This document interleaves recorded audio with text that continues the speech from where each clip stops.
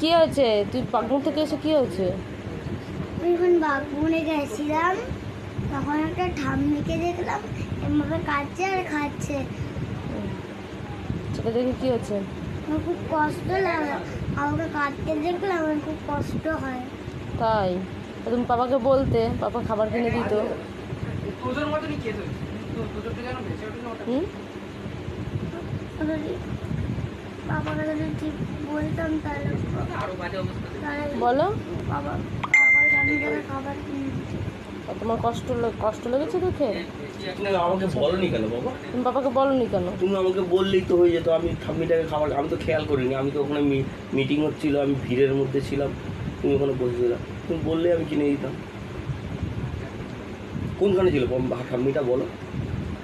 ওই হোটেলে একটু ঢুকতে না একটা সিঁড়ি, হ্যাঁ মধ্যখানে সিঁড়িটা, মধ্যখানে জায়গা, মধ্যখান, হ্যাঁ। ওখানে বসে এরকমভাবে কাটছিল আর খাচ্ছিল।